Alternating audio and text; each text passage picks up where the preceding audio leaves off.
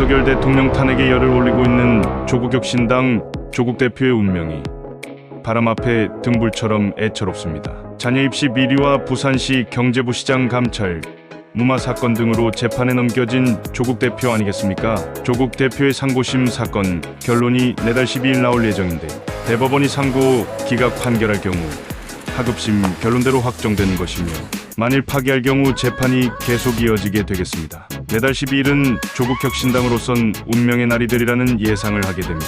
22일 법원에 따르면 엄상필 대법관이 주심을 맡고 있는데요. 대법원 3부는 다음 달 12일 뇌물수수 등 혐의를 받는 조국 대표의 상고심 사건 선고 재판을 여는 것입니다.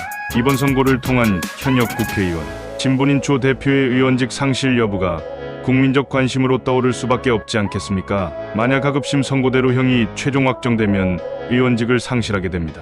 하지만 비례대표의 경우 조 대표가 의원직을 잃더라도 다음 비례 순번이 자동적으로 의원직을 승계하게 되겠습니다. 지난 총선 때 혁신당 비례 순번 13번은 서울신학대 사회복지학과 여교수라고 합니다. 만에 하나 대법원이 조국 대표의 사건을 다시 심리하라고 판단한다면 그의 정치 생명은 더 연장될 것으로 보입니다. 조국 대표는 자녀 입시 비리, 딸 장학금 부정수수 혐의 등을 받고 있는데요. 당시 검찰은 뇌물수수, 위조 공문서 행사, 증거언익 교사 등 총 11개 혐의를 적용해 기소하지 않았습니까? 여기에다 그가 청와대 민정수석, 재직 시 부산시 한 부시장의 감찰을 무마한 혐의도 동시에 받고 있는 것입니다. 지난해 2월 1심은 조 대표에게 징역형 실형을 선고했는데요. 서울중앙지법 형사합의부는 조 대표에게 징역 2년의 실형과 600만 원의 추징을 선고하지 않았겠습니까? 다만 도주 및 증거인멸의 염려는 없다며 법정 구속을 면했는데요.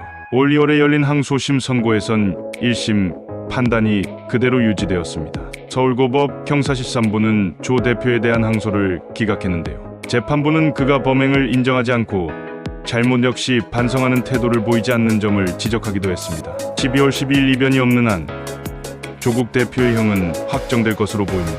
그의 의원직 생명도 이제 얼마 남지 않았습니다. 한편 조국 대표는 지난 2일 대구를 시작으로 목포, 여의도, 전주 등의 윤석열 대통령 탄핵의 불씨를 확산시킨다는 취지로 탄핵 다방을 열고 있는데요. 감옥에 들어가기 직전 그가 마시는 그 다방 커피 맛은 어떨지 궁금하지 않습니까? 커피 맛은 향기로울지 몰라도 법의 잣대는 날카롭다는 것을 꼭 깨닫기 바랍니다.